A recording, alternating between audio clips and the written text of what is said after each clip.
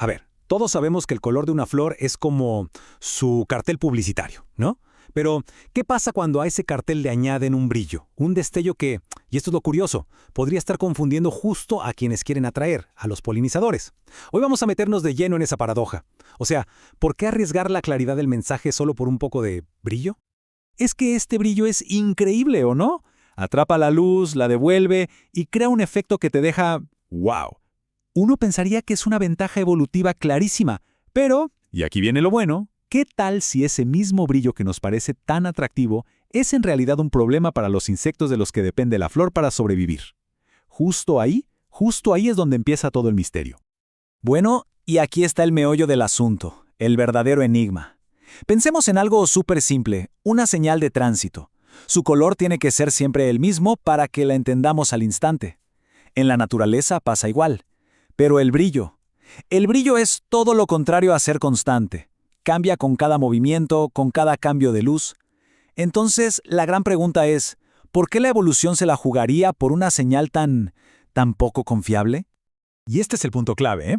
Una superficie mate, sin nada de brillo, nos da un color estable, confiable, sin importar desde dónde la miremos. Es, digamos, una señal honesta, súper fácil de leer.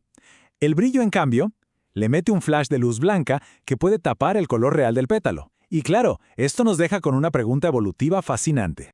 Ok, para empezar a resolver este rompecabezas, tenemos que hacer zoom, mucho zoom, pasar de lo que vemos a simple vista a lo microscópico.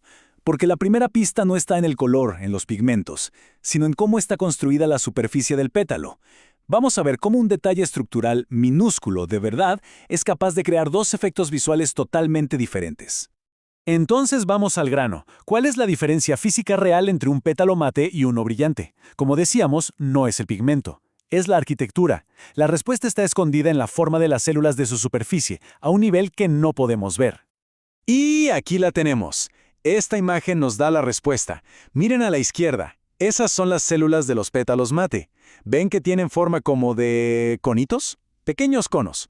Ahora a la derecha, en los pétalos brillantes, las células son completamente planas, lisas.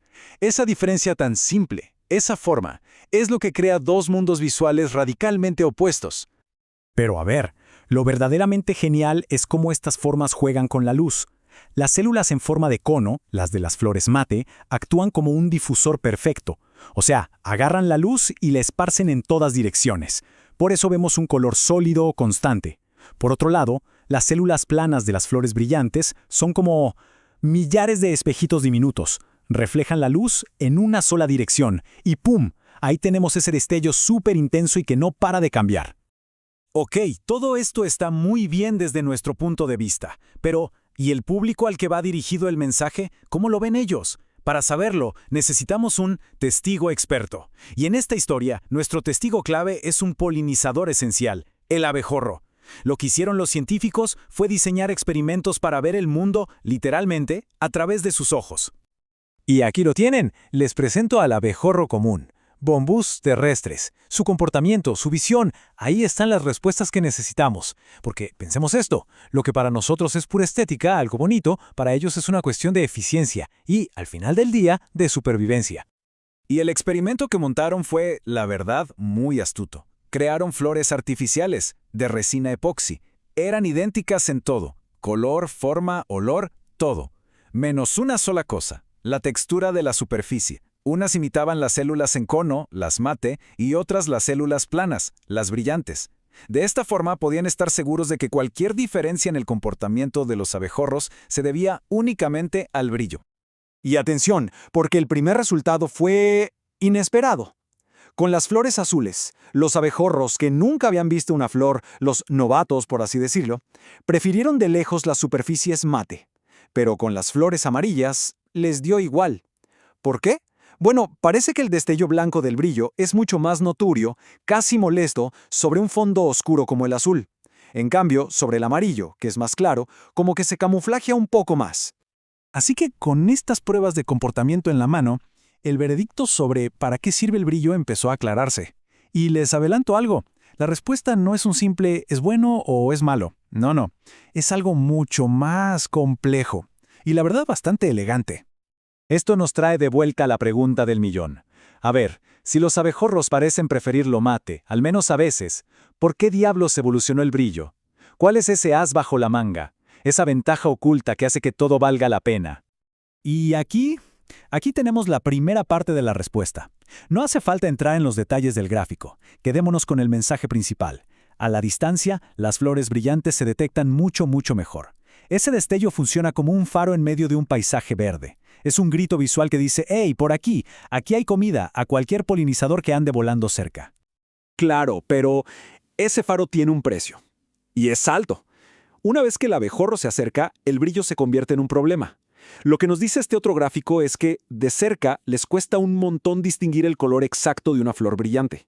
Es la analogía perfecta de intentar leer un cartel en la calle con el reflejo del sol pegándote en los ojos. El brillo simplemente deslumbra, oculta el mensaje importante. Entonces, aquí está el veredicto final. El brillo es un compromiso evolutivo, es un trade-off. La flor básicamente sacrifica la claridad de su mensaje de cerca para ganar visibilidad de lejos. Es la típica estrategia del titular llamativo que te atrae, aunque luego la letra pequeña sea un poco difícil de leer.